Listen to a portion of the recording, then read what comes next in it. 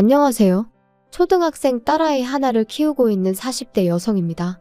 제가 오늘 이렇게 제 이야기를 하러 온 건 말 그대로 염치 없는 저희 시댁 식구들을 고발하고 싶어서요. 법적으로 다툴 수만 있다면 정말 그러고 싶을 정도로 생각만 해도 분한데 정말이지 남보다도 못한 가족이 있다는 거 어디 드라마에서나 봤지 제가 직접 겪게 될 줄은 상상도 못했다니까요. 일단 제 이야기를 좀 하자면 제가 고등학교 2학년 때 아버지께서 세상을 떠나셨어요. 화재 사고였지요. 참으로 억울한 게 원래 저희 아버지는 본사에서 근무를 하셨는데 그날은 공장에 내려가 봐야 할 담당자가 휴가를 내는 바람에 어쩔 수 없이 저희 아버지가 가시게 되셨거든요. 그리고 그날 딱 사고가 난 거예요. 어이없는 사고로 아버지를 잃은 후 아버지와 사이가 좋으셨던 어머니는 밤낮으로 눈물을 흘리셨고 저는 저대로 매사에 비관적인 사람이 되어갔지요. 게다가 이후로 어머니도 저도 전혀 알지 못했던 빚들이 여기저기서 하나둘씩 튀어나오는데 정말 환장하겠더라고요. 뿐만 아니라 저희 모녀를 더 미치게 했던 건 아버지의 형제들 그러니까 친척들이었어요. 사람이 죽었는데 기껏 저희 집에 찾아와서는 형이 재산을 얼마나 남겼냐, 보상금은 얼마나 받았냐, 자기들이 정말 힘들어서 그러니 좀 나눴으면 안 되겠냐. 형이 살아있었다면 무조건 나눠줬을 거다. 말 같지도 않은 소리를 어찌나 뻔뻔하게 내뱉어대던지 그때 정말 처절하게 배웠어요. 피가 물보다는 진하다고 해도 돈보다는 못하다는 걸 말이죠. 그리고 그런 일련의 시간은 저에게서 미래에 대한 꿈도 희망도 다 빼앗아갔어요. 대학이니 뭐니 그런 게 뭐가 중요한가. 주변의 모든 일이 무의미하게 느껴졌고 그 어떤 열정도 생기지가 않더라고요.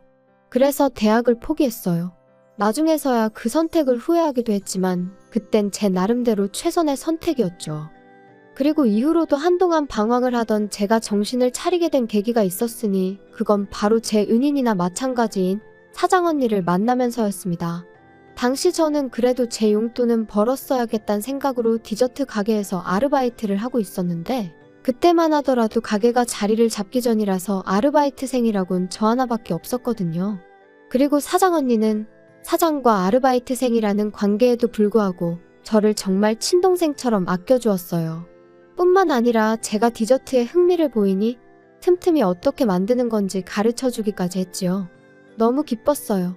사실 집에서 흉내라도 내보고 싶은 적이 한두 번이 아니었는데 도구 하나 제대로 갖춰진 게 없었기에 엄두도 못 내고 있었거든요.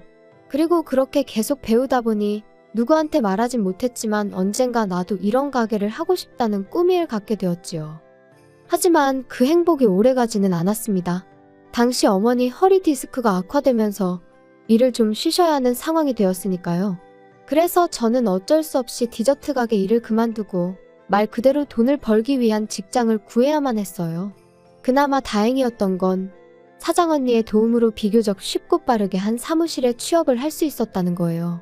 사장 언니가 하는 말이 제가 그동안 자기한테 정말 도움이 많이 되었다면서 이렇게밖에 못 도와줘서 미안하다는데 그냥 지금도 그때를 생각하면 고마운 마음에 눈물부터 나요. 아무튼 이후로 21살부터 28살 때까지 평범한 직장인으로 살았습니다.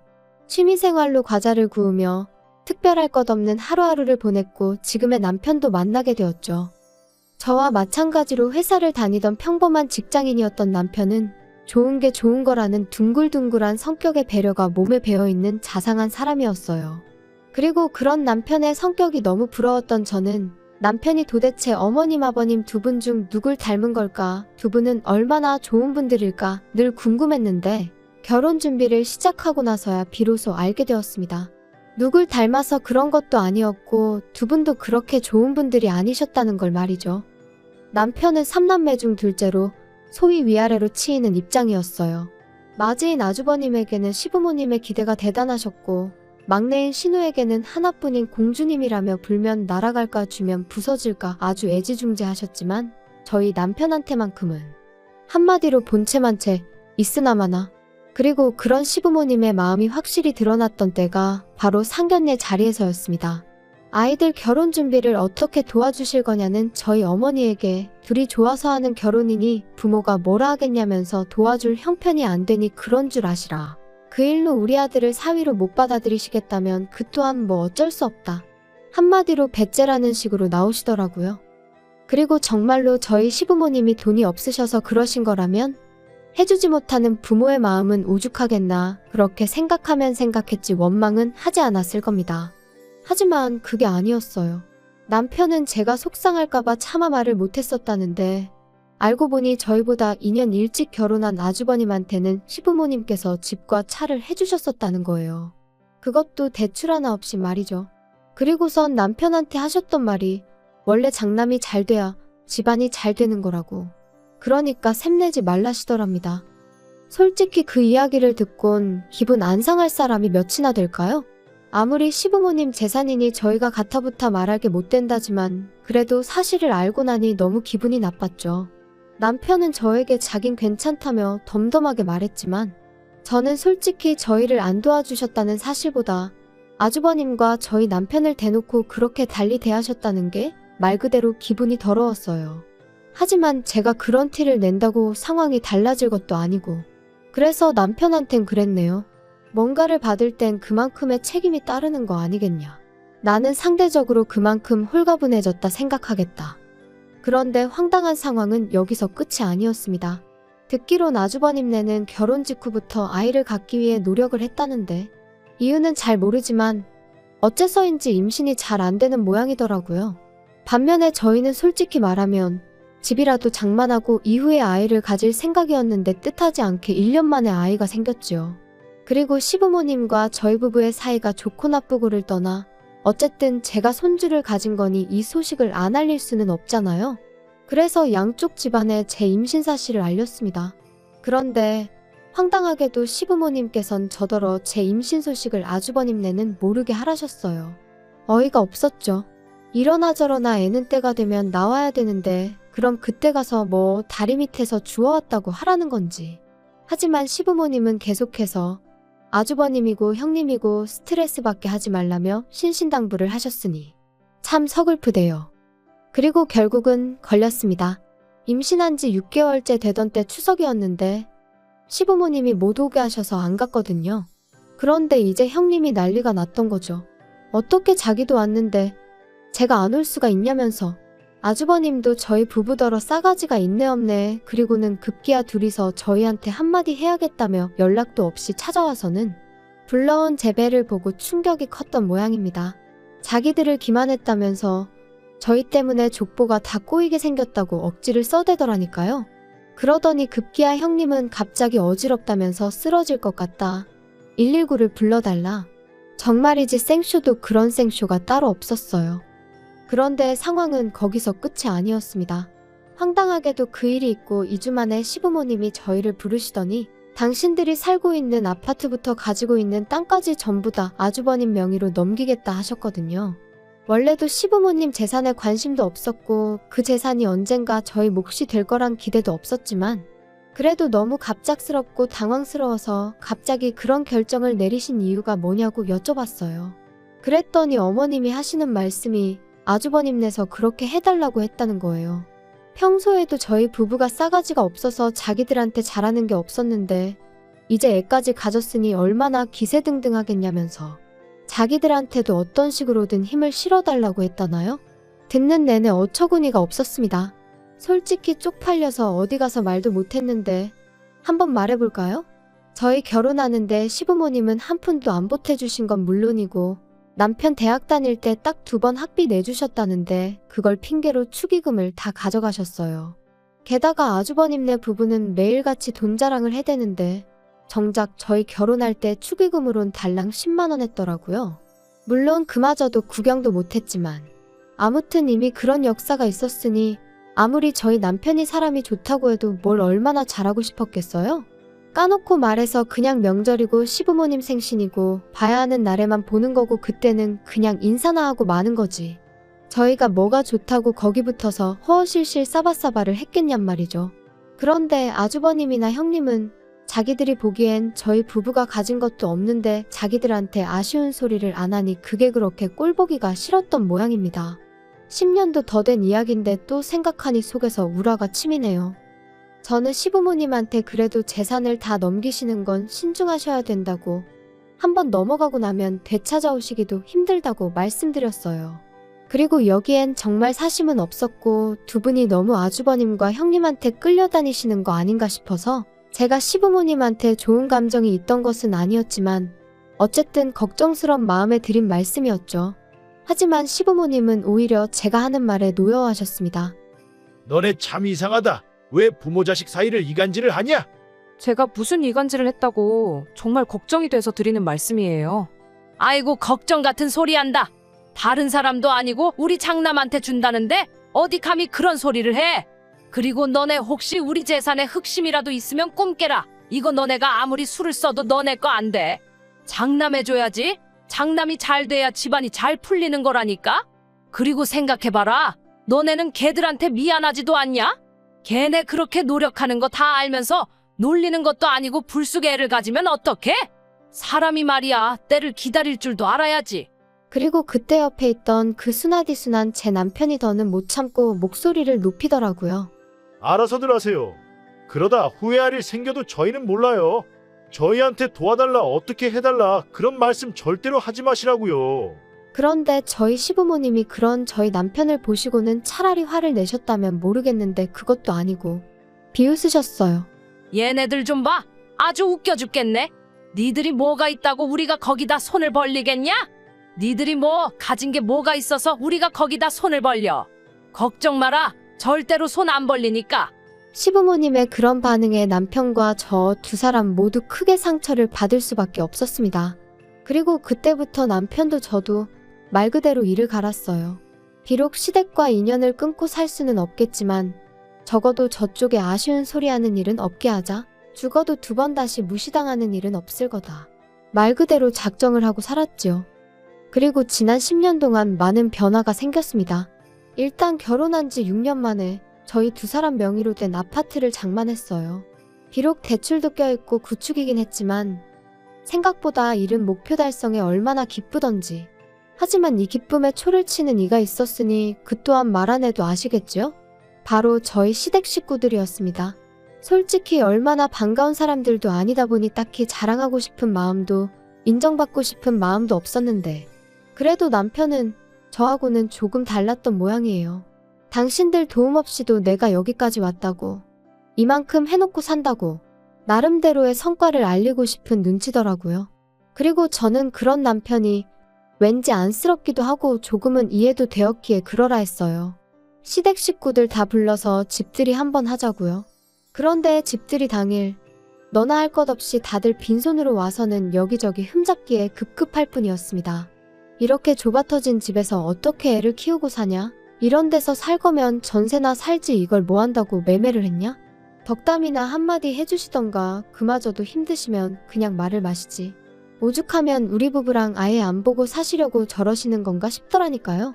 그리곤 쓱 남편 표정을 살피니 아니나 다를까 입은 꾹 다물고 얼굴부터 목까지 벌개져서는 안쓰러워 죽겠더라고요. 그래서 그때 이후로는 전보다 더더욱 거리를 두고 지내기 시작했지요. 그러다 저희 애가 초등학교에 들어가고 얼마 지나지 않았을 무렵 저는 사장언니로부터 생각지도 못한 제안을 받게 되었습니다. 사장언니 말이 자기가 애들 때문에 급하게 이민을 가게 되었다면서 자기 가게를 인수받으면 어떻겠냐고요. 이미 하겠다는 사람은 여럿 있었지만 제가 계속 마음에 걸렸다면서 만약에 제가 한다고만 하면 저한테는 권리금 없이 그냥 넘기겠다는데 솔직히 그렇게 제 생각을 해줬다는 사실만으로도 너무 고마웠네요. 하지만 한편으론 내가 할 수 있을까 하는 걱정도 컸어요. 아이를 키우는 동안 나름대로 배운다고 전문학교를 다닌 적도 있었고 집에서 꾸준히 만들어보기도 했지만 남한테 제대로 평가를 받아본 일이 많지 않다 보니 스스로에 대한 믿음이 부족했달까요? 하지만 결론부터 이야기하자면 결국엔 한번 부딪혀보기로 했어요. 사람 일이라는 게 뭐든지 해보고 나서 결정해도 늦지 않는다는 친정어머니의 말씀에서 용기를 얻었죠. 그리고 그 이후로 지금까지 저희 부부에게는 좋은 일만 있어 왔습니다.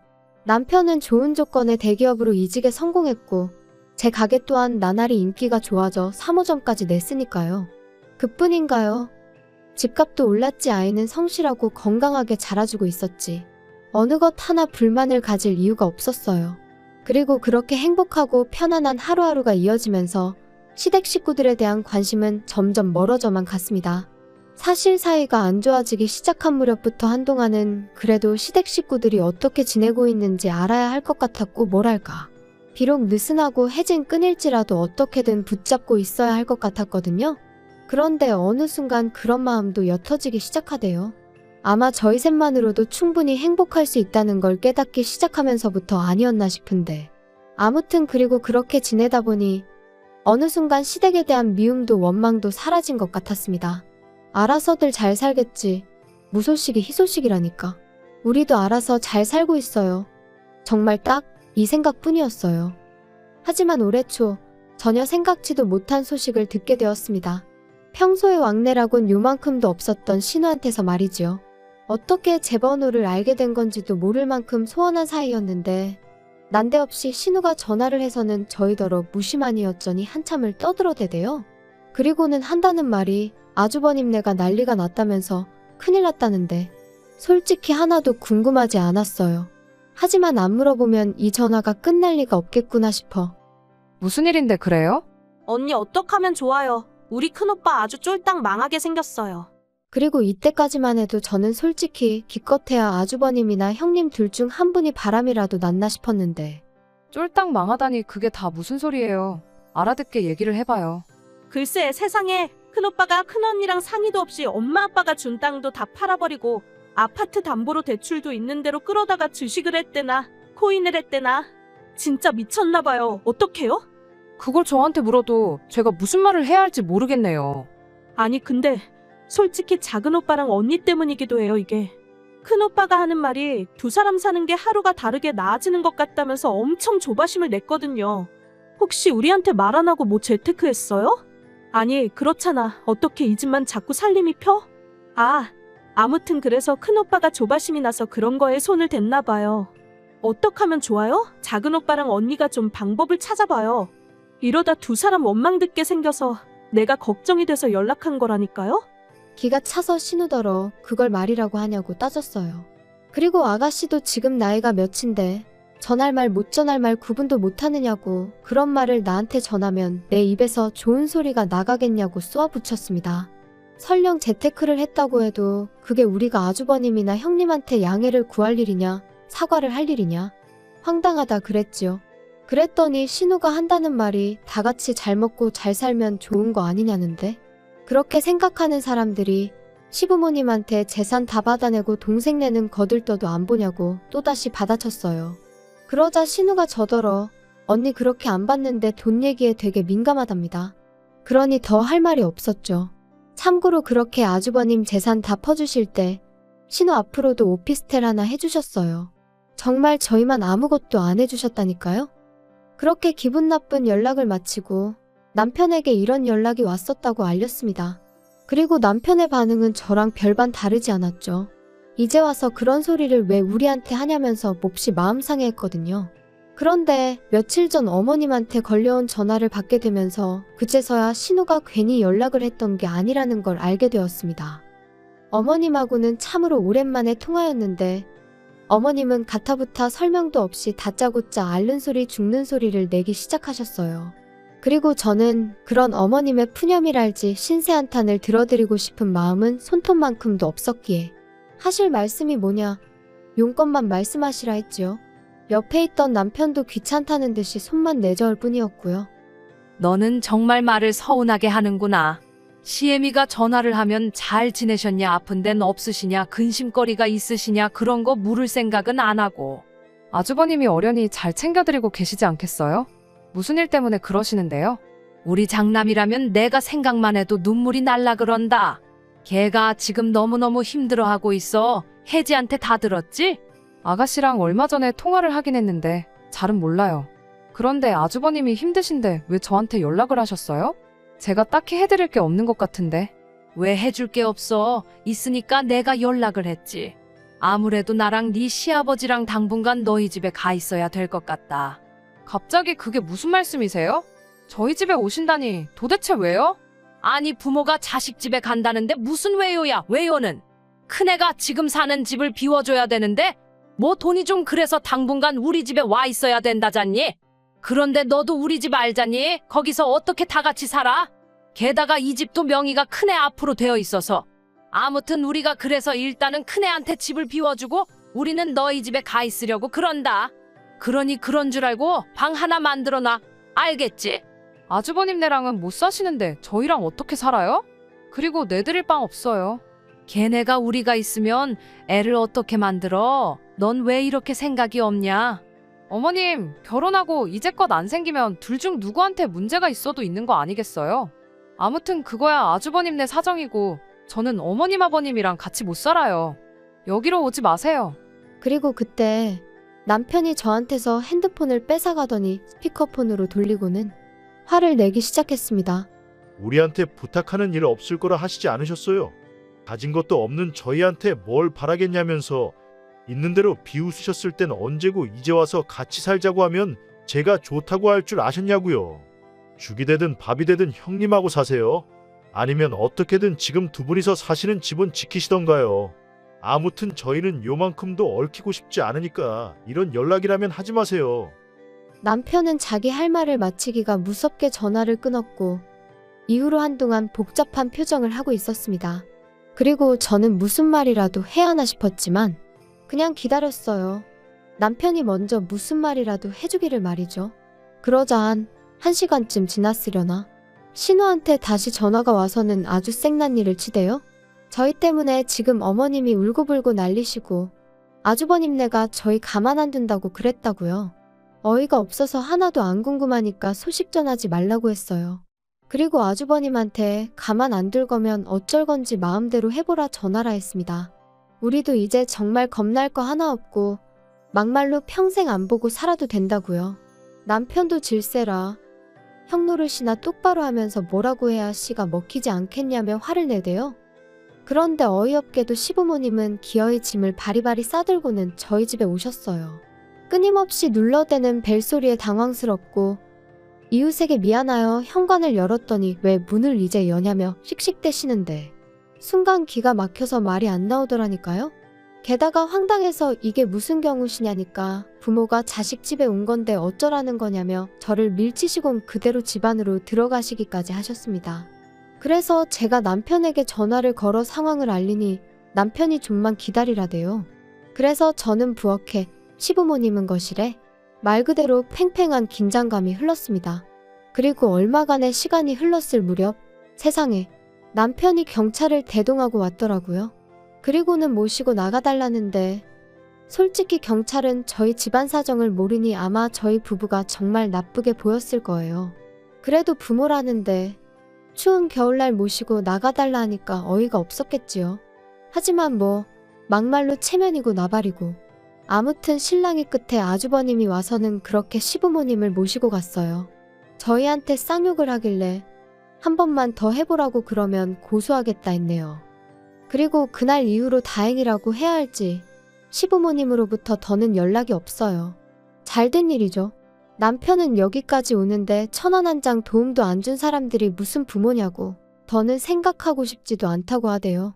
정말이지 하늘에 맹세코 두 분이 가진 게 없어서 못 해주신 거였다면 저희 이러지 않았을 거예요.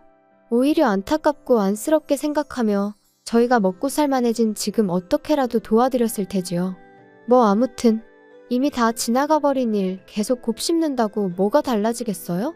더는 그냥 저희를 찾지 않으셨으면 좋겠습니다. 저희도 찾지 않을 거니까요. 그냥 각자의 자리에서 정말이지 무소식이 희소식이란 마음으로 살면 좋겠네요.